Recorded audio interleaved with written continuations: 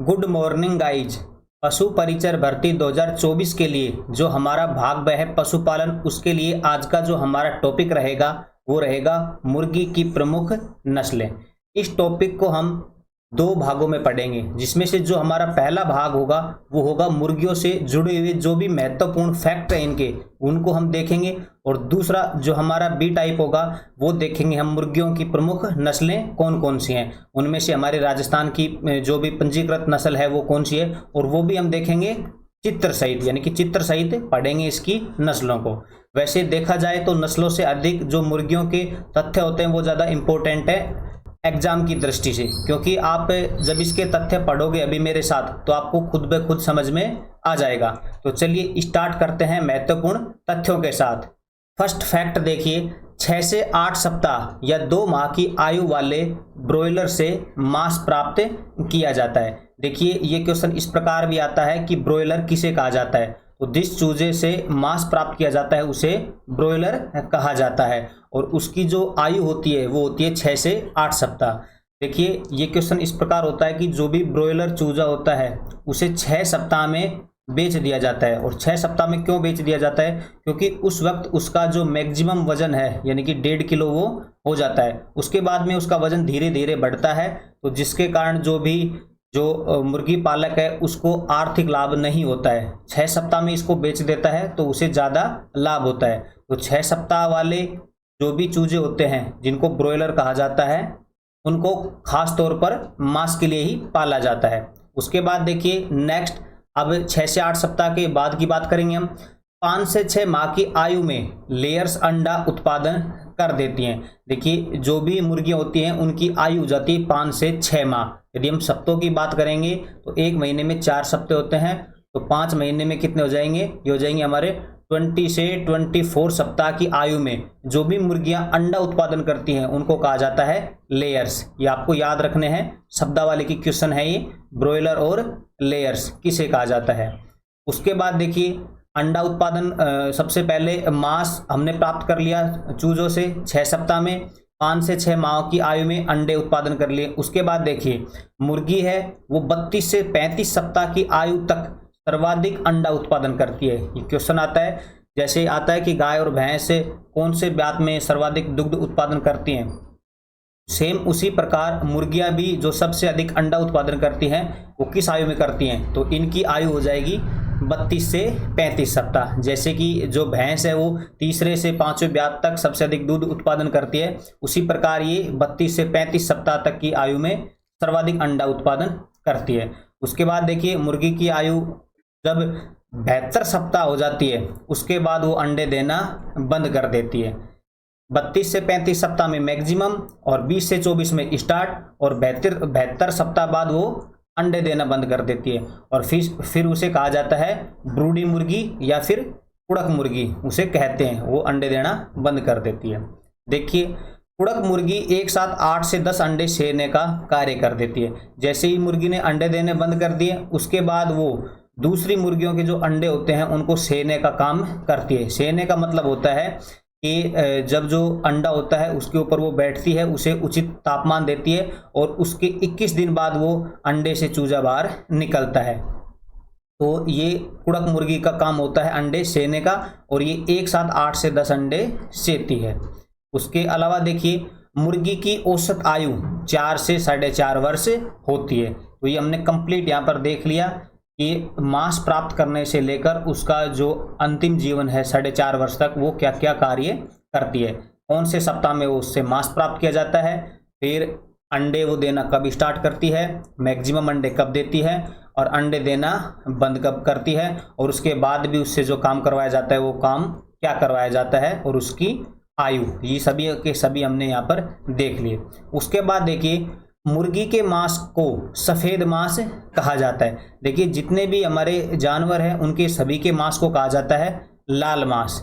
ये ध्यान रखना, लाल मांस होता है अन्य जानवरों का, लेकिन मुर्गियों के मांस को कहा जाता है सफ़ेद मांस। सिर्फ मुर्गी की एक नस्ल है, उस नस्ल का मैं यहाँ पर ही नाम लिख देता हूँ, बाकी आपको आगे जब वो नस्ल में पढ़ाऊँगा चित्र सहित उसमें भी वो मैंने लिख रखा है। जो कड़कनाथ मुर्गी की जो नस्ल है उसका जो मांस है वो काले रंग का होता है, और जिसके कारण उसके मांस को काला मांस कहा जाता है। बाकी सभी मुर्गियों के मांस को सफेद मांस कहते हैं। इसके बाद देखिए, मुर्गियों की पाचन शक्ति ठीक बनाए रखने के लिए उन्हें ग्रिट खिलाया जाता है। देखिए, ग्रिट होते हैं जो संगमरमर के छोटे छोटे टुकड़े होते हैं, वो इनको खिलाए जाते हैं। और वो क्यों खिलाए जाते हैं? ताकि इनकी जो पाचन शक्ति है वो ठीक रहे। ये मैंने यहाँ पर लिख रखा है, पाचन शक्ति ठीक बनाए रखने के लिए उन्हें ग्रिट खिलाया जाता है। अब देखिए, जब ये ग्रिट खिलाएंगे तो ये शरीर में जाएगा। तो मुर्गी के शरीर के सबसे बड़ा अंग जो होता है वो होता है उनका गीजार्ट। आपने जैसे अगर बायोलॉजी में पढ़ा हो कि मनुष्य की शरीर का सबसे बड़ा अंग कौन सा होता है, तो त्वचा होता है। उसी प्रकार मुर्गी के शरीर का सबसे बड़ा जो अंग होता है वो होता है गीजार्ट। और इस गीजार्ट में ही ये ग्रिट जाता है, यानी कि इसका यहीं पर पाचन होता है। चलिए नेक्स्ट स्लाइड पर चलते हैं।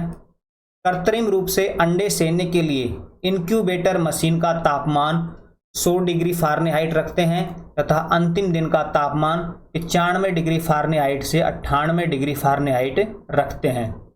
देखिए, पहले हमने बताया कि जो मुर्गी अंडे नहीं देती है 72 सप्ताह के बाद में उससे अंडे सेने का कार्य करवाया जाता है, लेकिन वो एक टाइम 8 से 10 अंडे ही सेध पाती है। लेकिन जो इंक्यूबेटर मशीन है वो एक साथ 3000 अंडे सेधती है। तो देखिए, उसका जो तापमान है, यानी कि जो अंडों को परिपक्व बनाने के लिए उनसे बाहर चूजे निकलें उसके लिए उचित तापमान देती है मशीन। तो उसके लिए इसका टेम्परेचर जो सेट रखा जाता है वो रखा जाता है 100 डिग्री फ़ारेनहाइट। और अंतिम दिन का जो तापमान होता है वो कुछ कम रखा जाता है, 2 से 5 डिग्री, वो हो जाता है 95 डिग्री फ़ारेनहाइट से 98 डिग्री फ़ारेनहाइट। इसके अलावा देखिए, जो इंक्यूबेटर मशीन है इसमें से जो अंडे को रखा जाता है वो बिल्कुल सीधा न रखकर वो इस प्रकार कुछ तिरछा रखा जाता है, यानी कि 45 डिग्री के कोण पर। और ये मैंने बता दिया कि एक साथ उसमें जो क्षमता होती है उसकी कैपेसिटी अंडे सेने की वो होती है 3000 अंडे। उसके बाद देखिए, अंडे सेने का उपयुक्त समय है वो देखिए होता है फरवरी और मार्च। ये समय भी इम्पोर्टेंट है, फरवरी और मार्च होता है। इसी के अलावा फरवरी और मार्च से जुड़ी हुई एक घटना और है, वो देखिए, चूजे खरीदने का सबसे उपयुक्त समय ये भी फरवरी और मार्च ही होता है। तो मैंने दोनों चीज़ यहाँ पर लिख दी, दोनों ही फरवरी और मार्च में होती है। अंडे सेने का काम भी फरवरी और मार्च में, और चूजे खरीदने का जो टाइम है सबसे उपयुक्त वो भी फरवरी मार्च ही होता है। उसके बाद देखिए, जब इनको सेया जाता है कुड़क मुर्गी के द्वारा चाहे इंक्यूबेटर मशीन के द्वारा, तो देखिए जो अंडों से चूजे बाहर आने में 21 दिन का समय लगता है और इसको कहा जाता है इंक्यूबेटर अवधि। और इसी कारण जो ये मशीन है इसको भी इंक्यूबेटर मशीन कह दिया जाता है और इस अवधि को कहा जाता है इंक्यूबेटर अवधि। जब ये अंडा है इसको उचित तापमान देंगे 21 दिनों तक, उसके बाद में इससे फिर चूजा निकलता है। उसके बाद देखिए, मुर्गी के बच्चे अंडे से बाहर निकलने के बाद 72 घंटे तक बिना खाए पिए रह सकते हैं। कितने घंटे तक? 72 घंटे तक। तो ये समय भी आपको याद रखना है। चलिए नेक्स्ट स्लाइड पर। 1 दिन से 4 सप्ताह की आयु के चूजों को दबड़े में रखकर पालना ब्रूडिंग कहलाता है। आपने देखा जो अंडा है उसके 21 दिन बाद वो चूजा बन गया, उचित तापमान देने के बाद में। उसकी इंक्यूबेटर जो अवधि है, इंक्यूबेशन अवधि है वो 21 दिन होती है। अब देखिए, वो जब 1 दिन का होता है चूजा और 4 सप्ताह तक की आयु उसकी होती है तो उनको दबड़े में रखकर पालना ब्रूडिंग कहलाता है। ये दबड़ा होता है एक प्रकार का, एक इस प्रकार का एक गोल वो होता है, इसके अंतर्गत उनको नीचे रखा जाता है इन चूजों को। तो ये होता है दबड़ा और इसमें रखकर इनको पाला जाता है 4 सप्ताह तक, यानी कि 1 महीने तक। और इस क्रिया को कहा जाता है ब्रूडिंग। उसके बाद देखिए, 4 से 8 सप्ताह तक के चूजों को पालना कहलाता है रियरिंग। ये शब्द भी आपको याद रखना है, रियरिंग कहलाता है 4 से 8 सप्ताह के चूजों को पालना। उसके बाद 8 सप्ताह से 1 वर्ष से अधिक आयु के चूजों को पालने की क्रिया को ग्रोवर मैनेजमेंट कहते हैं। अब उनको ग्रो करेंगे हम और उनका मैनेजमेंट करेंगे 8 सप्ताह से लेकर 1 वर्ष तक की आयु के चूजों को। उसके बाद देखिए, 8 सप्ताह से 1 वर्ष तक की जो मादा होती है, जो मादा चूजा होता है उसको कहा जाता है पुलेट। 8 सप्ताह से 1 वर्ष की मादा को, ये वेरी वेरी इंपॉर्टेंट है। क्योंकि ये नाम आते हैं कई बार कि बद्याकृत नर सांड को क्या कहा जाता है, तो वहाँ पर ये ऑप्शन आपको देखने को भी मिलेगा। तो वहाँ पर आपको ऑप्शन कैंसिल करने में भी आसानी रहती है, इसे आप ज़रूर याद कर लेना। एक अंडे का औसत वजन 58 से 60 ग्राम होता है। आपकी जो बुक देखोगे उसमें फिक्स लिखा हुआ है 58 ग्राम होता है, और जिसमें से जो 34 ग्राम है वो तो होता है श्वेतक, यानी कि जो सफ़ेदी होती है वो होती है 34 ग्राम, और जो जर्दी होती है वो होती है 18 ग्राम, और इसका 58 ग्राम टोटल वजन होता है अंडे का। उसके बाद देखना, अंडे का जो कवच है वो बना होता है कैल्शियम कार्बोनेट का 94%, कैल्शियम कार्बोनेट यानी कि CaCO3। इसके बाद देखिए, एक अंडे को खाने से 80 कैलोरी ऊर्जा प्राप्त होती है। टोटल कैलोरी है ये ऊर्जा की, जिसमें से जो 11.8% है वो होती है प्रोटीन, यानी कि लगभग हमने यहाँ पर 12 लिख रखा है, 12% होती है प्रोटीन, जबकि जो 11% होती है वो होती है वसा। मैं आपको बता दूं कि जो एक व्यक्ति होता है पूरे दिन में उसको 60 ग्राम प्रोटीन की आवश्यकता होती है, 60 ग्राम प्रोटीन की आवश्यकता होती है, जिसमें से उसे 20 ग्राम जो प्रोटीन चाहिए वो पशु जनित होनी चाहिए, यानी कि अंडों से, मांस से, इस प्रकार की प्रोटीन होनी चाहिए 20 ग्राम। चलिए नेक्स्ट स्लाइड पर, अंडे की जर्दी का पीला रंग ज़ैंथोफिल के कारण होता है। तो देखिए, आपके जो ये भाग ब है पशुपालन, इनमें से मुख्यतः 3 जो वो हैं प्रोडक्ट, उनके जो पीले रंग हैं उनके कारण आपको जान लेने हैं। तो देखिए, सबसे पहले अंडे की जर्दी का जो पीला रंग है ये होता है ज़ैंथोफिल के कारण। उसके बाद में फिर देखिए, जो दूध का रंग है पीला वो होता है हमारा कैरोटीन के कारण पीला, जबकि जो सफ़ेद होता है वो होता है केसिन प्रोटीन के कारण। तो मैं यहाँ पर सफ़ेद का नहीं लिख रहा हूँ। उसके अलावा जो नर पशु का जो वीर्य होता है उसका जो रंग होता है वो होता है राइबोफ्लेविन के कारण पीला होता है। तो आपको ये तीनों ही याद रखने हैं कि अंडे की जो जर्दी है इसका पीला रंग होता है ज़ैंथोफिल के कारण, दूध का कैरोटीन और वीर्य का राइबोफ्लेविन। चलिए उसके बाद, एक अंडे के कवच पर 600 से 800 गोल छिद्र होते हैं। उसके बाद अंडों के माध्यम से चूजों में फैलने वाली बीमारी है ल्यूकोसिस। देखिए, जो मुर्गियों में होने वाले रोग हैं जैसे कि हो गया हमारा हैजा, चिकन पॉक्स, रानीखेत, इनको तो हम पढ़ेंगे कुक्कुट प्रबंधन में, लेकिन जो अंडों के माध्यम से जो चूजों में रोग आता है वो बीमारी है हमारी ल्यूकोसिस। तो आपको ये याद रखनी है। उसके बाद अंडे की परिपक्वता की जांच करना कहलाता है केंडलिंग, और किस यंत्र के द्वारा की जाती है, तो आपको इस देखिए, इस प्रक्रिया को केंडलिंग कहा जाता है। तो इसके यंत्र को जो कहा जाता है वो कहा जाता है केंडलर यंत्र के द्वारा ये जांच की जाती है, और इस प्रक्रिया को कहा जाता है केंडलिंग। उसके बाद अंडों को संग्रह करते समय 2 अंडों के मध्य 1.25 इंच का अंतर होना चाहिए। जैसे एक अंडा ये रहा तो इसके बीच में हम 1.25 इंच का गैप देंगे। और इनकी जो कलेक्शन टाइम है, इनका जो संग्रह अवधि है वो गर्मियों में तो 3 दिन से अधिक नहीं होनी चाहिए, जबकि सर्दियों में 7 दिन से अधिक नहीं होनी चाहिए। ये टाइम पीरियड भी आपको याद रखना है। और नेक्स्ट हमारी जो मुर्गी खाना होता है उसके अंतर्गत जो बिछाली होती है उसे 6 माह में बदल देना चाहिए। ये भी इम्पोर्टेंट है कि कितने समय बाद मुर्गे खाने की बिछाली को बदल दिया जाता है। ऑप्शंस मिलेंगे आपको 2, 4, 6, 8 महीने। तो 6 महीने में उसे बदल दिया जाता है। चलिए चलते हैं नेक्स्ट स्लाइड पर। तो देखिए, मुर्गी घर में नर व मादा को 1:10 के अनुपात में रखते हैं, यानी कि 1 तो होगा मुर्गा और 10 होगी मुर्गियां। यही रेशो होता है मुर्गी घर में। जो कोई पशु मुर्गी पालन करता है वो सेम इसी प्रोसेस को अपनाता है। उसके बाद देखिए, प्रजनन हेतु मुर्गी की उम्र है वो 5 से 6 माह होनी चाहिए। देखिए, मैंने आपको एक पहले उम्र बताई थी, उसमें भी लगभग मैंने 5 से 6 महीने लिखा है, और वो है अंडा उत्पादन कब करती है मुर्गियां, लेयर्स उत्पादन, और वो था हमारी फर्स्ट स्लाइड पर। देखिए, मैं आपको यहाँ पर दिखाता हूँ। ये रहा हमारा सेकंड फैक्ट। देखिए कि 5 से 6 माह की आयु में लेयर्स अंडा उत्पादन कर देती हैं। तो जब ये देखिए 5 से 6 महीने की जब होती है मुर्गियां तभी ये अंडा उत्पादन करती हैं, और जब ये 5 से 6 महीने की होती हैं तभी ये प्रजनन के लिए तैयार भी होती है। तो दोनों का टाइम है वो सेम है, क्योंकि जब इनको आज इनको गर्भित किया जाता है तो उसके लगभग 30 घंटे बाद ये अंडे देना प्रारंभ कर देती हैं। तो सेम होगी दोनों की आयु, प्रजनन की आयु भी और अंडे देने की आयु भी 5 से 6 महीने।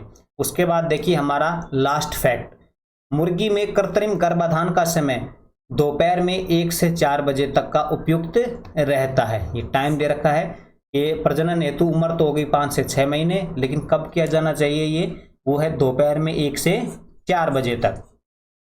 चलिए ये तो हमने बात कर ली यहाँ पर महत्वपूर्ण तथ्यों की। अब हम देखेंगे मुर्गियों की नस्लें कौन कौन सी हैं। तो देखिए मुर्गी की प्रमुख नस्लें, तो देखिए जो पंजीकृत जो रजिस्टर्ड नस्लें हैं हमारे भारत देश में मुर्गियों की, वो हैं हमारी 20 नस्लें, और ये है हमारी NBAGR यानी कि जो national bureau animal genetic resources है हमारा करनाल हरियाणा के अंतर्गत, उसके अकॉर्डिंग मुर्गियों की 20 नस्लें रजिस्टर्ड हैं, जिनमें से जो हमारी राजस्थान की एकमात्र नस्ल है वो है हमारी मेवाड़ी। तो ये इंपॉर्टेंट हो जाती है क्योंकि एग्जाम हमारा राजस्थान राज्य में होने वाला है, तो मेवाड़ी जो नस्ल है मुर्गियों की ये हमारे लिए इंपॉर्टेंट हो जाती है, और एकमात्र ही है ये जो कि पंजीकृत है NBAGR में।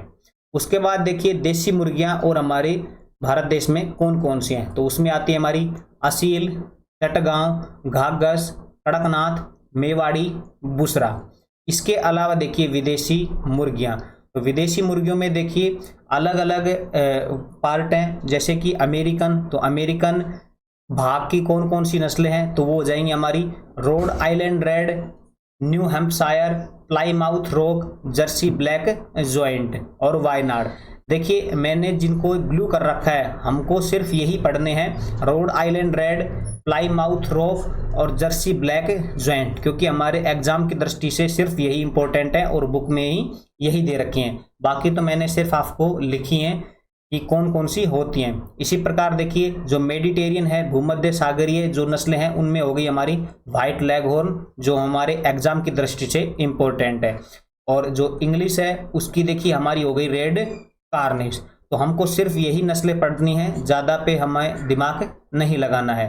Rhode Island red, Plymouth rock, Jersey black joint, white leghorn और रेड कार्निश, यही नस्लें हमारी जो विदेशी है ये इंपॉर्टेंट हैं एग्जाम की दृष्टि से। इसके अलावा असील, चटगांव, घाघस, कड़कनाथ, मेवाड़ी और बुसरा ये हमारी देसी मुर्गियां हैं। हम इनको पढ़ेंगे चित्र सहित व्याख्या से। तो चलिए सबसे पहले चलते हैं, हम इनके बारे में आपको कुछ बताएंगे कि इनमें से कौन कौन सी जो मुर्गियों की नस्लें हैं वो मांस के लिए पाली जाती हैं, कौन सी अंडों के लिए और कौन सी दोनों कार्य के लिए।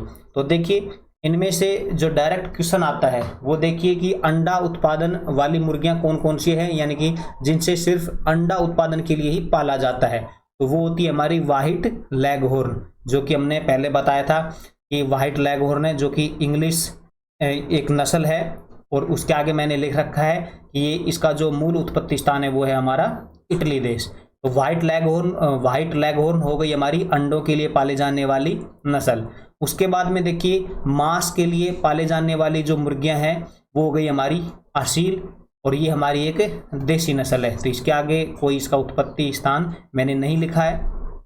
उसके बाद में द्विकाजी मुर्गियां, यानी कि जिनको दोनों कार्यों के लिए पाला जाता है, उनसे ब्रॉयलर भी प्राप्त किया जाता है, यानी कि वो ब्रॉयलर भी होती हैं और लेयर्स भी, यानी कि ब्रॉयलर यानी कि उनसे मांस भी प्राप्त किया जाता है और लेयर्स यानी कि उनसे अंडे भी प्राप्त किए जाते हैं। तो जिनमें से दो तो हैं हमारे विदेशी और वो हैं अमेरिका की रोड आइलैंड रेड और प्लाईमाउथ रॉक। इसके अलावा दो हैं हमारी देसी नस्लें, सीतागोंग जिसे चटगांव भी कहते हैं और कड़कनाथ। तो चलिए अब हम सबसे पहले हमारी देसी नस्लों पर चलते हैं, और वो पहली नस्ल है हमारी असील।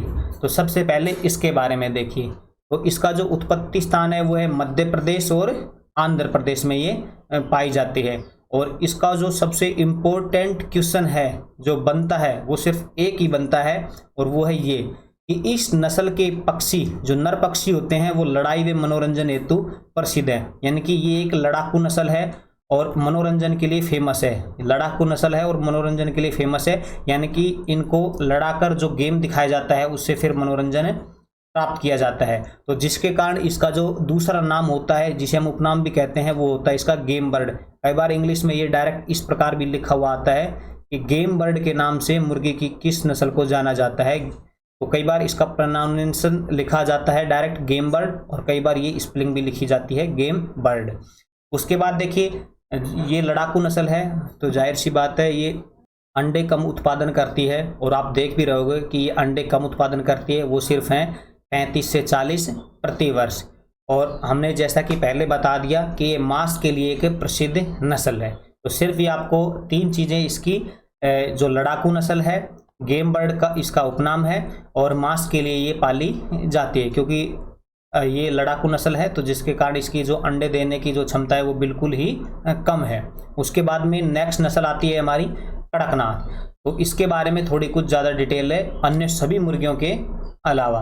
तो देखिए इसका जो उत्पत्ति स्थान है वो मध्य प्रदेश का झाबुआ व धार जिला है, यानी कि MP है इसका मूल क्षेत्र। उसके बाद में देखिए देसी नस्लों में सबसे स्वादिष्ट मांस इसी नस्ल का होता है। जो असील है इसका, ये सिर्फ पाली जाती है मांस के लिए, इससे हमें सिर्फ मांस प्राप्त होता है। जबकि जो कड़कनाथ है इससे जो मांस मिलता है वो होता है स्वादिष्ट। इसके अलावा देखिए इसके मांस में 25% प्रोटीन पाई जाती है, 25% प्रोटीन होती है इसके मांस में। इसे पवित्र मानकर दीपावली के बाद देवी को प्रसाद के रूप में चढ़ाते हैं, यानी कि इसकी बलि दी जाती है देवी माँ को प्रसाद के रूप में दीपावली के बाद में। जनजातियों द्वारा इसके मांस को रोगों के इलाज करने में औषधीय रूप में भी प्रयोग किया जाता है। तो देखिए वैसे इसके जो ये सभी फैक्ट लिखे हैं ये सभी के सभी इंपॉर्टेंट है। सबसे स्वादिष्ट मांस इसका होता है 25%, ये एक फिक्स डाटा है कि इसके जो मांस है उसमें प्रोटीन कितनी पाई जाती है। इसके बाद कि किस नस्ल को देवी को प्रसाद के रूप में चढ़ाया जाता है ये फिक्स है, और इसको आप थोड़ा कम मान सकते हैं कि जनजातियों के द्वारा जो इसका मांस है वो रोगों के इलाज के रूप में औषधि रूप में प्रयोग किया जाता है। और देखिए इसके मांस के इतने सारे फैक्ट हैं, इसी कारण इसके जो मांस को जो टैग दिया गया है वो GI टैग दिया गया है। एक यही नस्ल है जिसके मांस को GI टैग दिया गया है हमारी देसी नस्लों में, तो ये भी इम्पोर्टेंट है हमारे लिए इसका फैक्ट। इसके बाद देखिए यह मुर्गी की द्विप्रयोजनी नस्ल है। जैसा कि हमने पहले लिख दिया, द्विप्रयोजनी का मतलब इसका मांस भी प्राप्त किया जाता है और इससे अंडे भी प्राप्त किए जाते हैं, और ये अंडे देती है 80 अंडे प्रति वर्ष। जो कि हमने देखा कि जो पिछली मुर्गी थी हमारी असील वो तो सिर्फ 35 से 40 अंडे दे रही थी, ये 80 अंडे दे रही है प्रति वर्ष, यानी कि ये द्विप्रयोजनी है। इसके अलावा देखिए सर्वाधिक रोग प्रतिरोधक क्षमता वाली ये नस्ल है ये भी।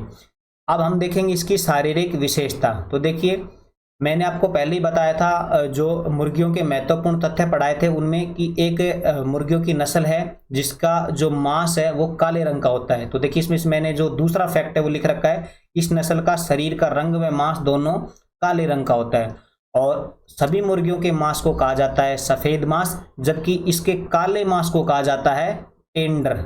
ये वेरी वेरी इंपॉर्टेंट शब्द है। टेंडर क्या है? तो एक मांस है, एक मुर्गी की नस्ल है, इस प्रकार आपको ऑप्शंस देखने को मिलेंगे। तो ये सभी की सभी कड़कनाथ मुर्गी के बारे में बातें। चलिए अब चलते हैं नेक्स्ट नस्ल पर, वो है हमारी चटगांव या फिर चीतागोंग। तो देखिए मूल उत्पत्ति स्थान देखते हैं तो वो हो जाएगा इसका पश्चिम बंगाल। अब देखिए यह एक वर्ष में 100 अंडे देती है। जैसा कि हमने पहले बताया था जो चीतागोंग है ये एक द्विप्रयोजनी नस्ल है, कड़कनाथ भी एक द्विप्रयोजनी नस्ल है। वो 80 अंडे दे रही थी कड़कनाथ, जबकि जो ये चीतागोंग है ये दे रही है हमारी 100 अंडे, यानी कि दोनों ही लगभग बराबर है, द्विप्रयोजनी नस्लें हैं दोनों ही। इसकी जो मूल विशेषता है वो देख लीजिए कि इस नस्ल के पक्षी के शरीर का रंग भूरा और पीला होता है। आपको ये दिख भी रहा होगा भूरा और पीला, ये इसकी मूल विशेषता है। वैसे और कुछ ज़्यादा विशेषता नहीं है, बस आपको याद रखना है द्विप्रयोजनी नस्ल है और ये एक देसी नस्ल है बस। उसके बाद चलते हैं नेक्स्ट नस्ल पर, वो है हमारी घाघस। अब देखिए उत्पत्ति स्थान देखिए इसका आंध्र प्रदेश और कर्नाटक।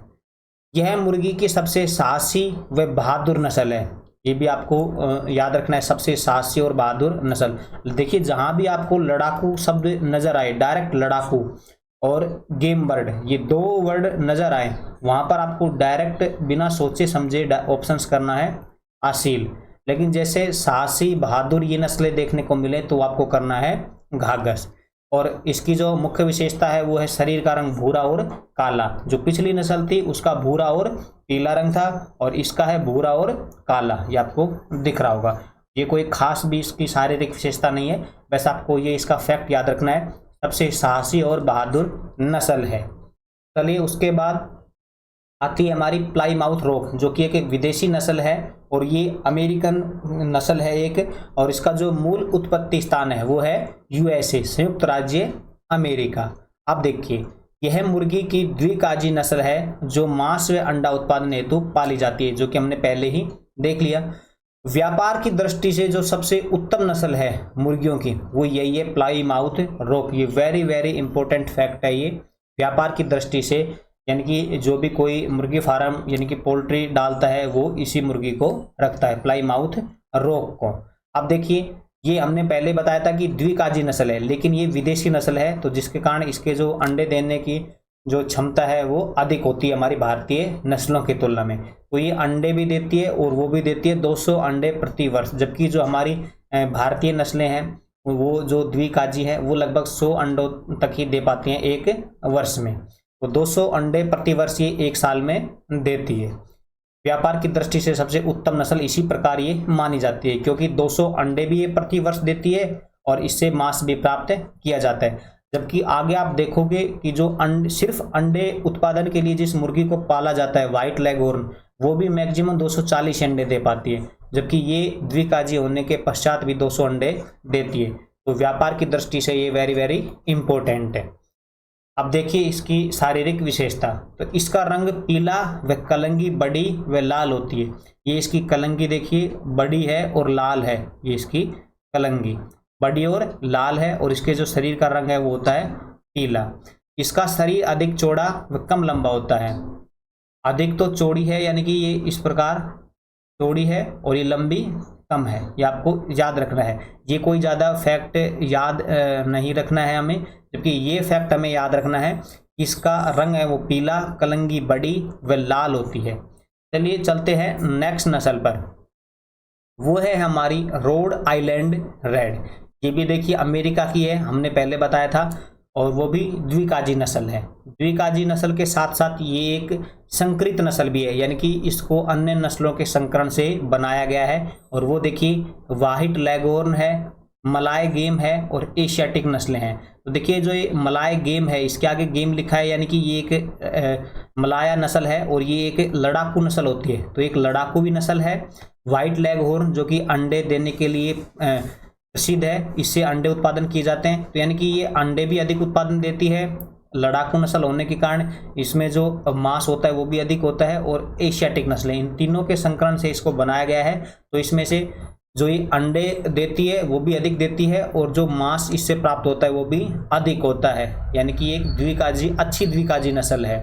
वो है 200 से 300 अंडे प्रति वर्ष देती है और मांस प्राप्त होता है। लेकिन आपको याद रखना है कि जो व्यापार की दृष्टि से सबसे इम्पोर्टेंट है वो है हमारी प्लाईमाउथ रॉक। उसका कारण कुछ भी हो सकता है इसकी जो मृत्यु दर हो वो अधिक होती हो, तो जिसके कारण इसका जो मुनाफा है वो हो सकता है घट जाता हो। तो हमें ये सब बातें याद रखनी है कि व्यापार की दृष्टि से इम्पोर्टेंट नस्ल कौन सी है मुर्गियों की, तो वो थी हमारी प्लाईमाउथ रॉक। इसके अलावा देखते हैं इसकी शारीरिक विशेषता। तो वो देखिए इस नस्ल का शरीर लंबा, आयताकार व चौड़ा होता है। तो सबको मालूम है लड़ाकू नस्ल में ये सारी विशेषताएं होती हैं। इस नस्ल के पक्षियों में कलंगी वो गुलाब के आकार की होती है। देखिए गुलाब के आकार की, यानी कि जो रोज बोला जाता है, रोज को हिंदी में बोलते हैं ना गुलाब का फूल, यानी कि रोज कलंगी होती है। ये देखिए आपको यहाँ पर ये रोज की जैसी ये कलंगी लग रही है। ये देखिए किस प्रकार ये इस प्रकार से फैली हुई है, जैसे कि कोई ये इस प्रकार फैली हुई है। मैं यहाँ पर आपको बना के दिखाता हूँ। इस प्रकार ये कलंगी है इसकी, जैसे कि कोई गुलाब का फूल हो। इस नस्ल के पक्षियों की टांगे व चमड़ी पीले रंग की होती हैं। ये जो टांगे हैं ये इनकी पीली, और जो ये चमड़ी है ये थोड़ी पीले रंग की होती है। मुख्य विशेषता है वो इसकी कलंगी की है, रोज कलंगी होती है रोड आइलैंड रेड में। आपको रोड रेड से याद रखना है रोज कलंगी, रोड रेड रेड रोज कलंगी। इस प्रकार चलते हैं नेक्स्ट नस्ल पर, वो देखते हैं रेड कार्निश। अब आता है और ये नस्ल है इंग्लैंड की। तो देखिए ये भी एक संकरित नस्ल है जिसमें असील है, मलाया है और इंग्लिश लड़ाकू नस्लें हैं। यानी कि यहाँ पर तो सभी की सभी लड़ाकू नस्लें हो गई, असील भी, मलाया भी, और जो इंग्लिश नस्लें हैं वो भी लड़ाकू नस्लें हैं। तो सभी लड़ाकू नस्लों से इसको विकसित किया गया है। तो देखिए इस नस्ल के कंधे दूर दूर होते हैं। जो लड़ाकू आदमी होता है या कोई भी लड़ाकू जानवर होता है उसके सीने दूर दूर होते हैं, यानी कि चौड़े चौड़े होते हैं, उभरा हुआ सीना और चौड़ा सीना होता है। ये एक लड़ाकू चाहे कोई भी हो उसकी पहचान ही होती है। इस नस्ल की मुख्य पहचान सिर पर मटर के किस्म की कलंगी का पाया जाना है। ये इसका सिर होता है, यहाँ पर सिर्फ बस ये इतनी सी कि एक मटर के जो दाना होता है उसके आकार की यहाँ पर कलंगी होती है। ये इसकी मुख्य विशेषता है। देखिए उसमें आ रहा था रोड रेड रोज कलंगी, और इसमें सिर्फ एक ही है रेड। तो सिर्फ आपको ये याद रखना है कि रेड कार्निश में होती है सिर्फ मटर के आकार की कलंगी। और इस नस्ल की त्वचा का रंग थोड़ा पीला होता है, जो कि आपको दिख रहा होगा, भूरा भूरा और पीला पीला। आप चलते हैं नेक्स्ट नस्ल पर, और वो है हमारी व्हाइट लेगहॉर्न, जो कि हमने पहले बताया था अंडे देने के लिए प्रसिद्ध नस्ल है। और इसका जो मूल उत्पत्ति स्थान है वो है हमारा इटली। तो देखिए मुर्गी की विश्व में सर्वाधिक अंडा उत्पादक जो नस्ल है वो है हमारी ये व्हाइट लेगहॉर्न, जो कि हम बार बार बात कर रहे हैं। ये अंडे देती है 240 से 300 अंडे प्रति वर्ष, और 5 से 6 माह की उम्र में अंडे देना प्रारंभ कर देती है। जैसा कि हमने उसमें पढ़ा था कि 5 से 6 महीने में ही प्रजनन के लिए तैयार होती हैं, और अंडे देने के लिए भी 5 से 6 माह की उम्र में ये प्रारंभ करती हैं। इसके बाद देखिए इस नस्ल के पक्षी अधिक क्रियाशील व साफ सुथरे होते हैं। आपको दिख रहा होगा कि कितनी साफ है, बिल्कुल व्हाइट कलर की, बिल्कुल भी गंदे नहीं होते हैं इस नस्ल के ये पक्षी। तो मुर्गियों की सबसे जो सुंदर नस्ल है वो यही होती है हमारी व्हाइट लेगहॉर्न। अब इसकी जो शारीरिक विशेषता है उनमें से सिर्फ 2 विशेषताएं हमारे काम की हैं, बाकी नहीं है। वो देखिए इसके शरीर का रंग सफ़ेद, चोंच व टांगे पीली होती हैं। देखिए रंग तो इसका ये सफ़ेद है, उसके अलावा जो इसकी देखिए ये चोंच है ये है पीले रंग की, और ये टांगे भी है इसकी पीले रंग की। ये इसकी मुख्य शारीरिक विशेषता है। और इसके अलावा इसकी जो ये पूंछ है ये सदैव नीचे की ओर इस प्रकार देखो झुक रही है, तो नीचे की ओर झुकी हुई होती है इसकी पूंछ। तो ये भी इस नस्ल के पक्षियों की पूंछ सदैव नीचे की ओर झुकी हुई होती है। इसके पैर छोटे व पंख रहित होते हैं, इसका आकार छोटा होता है।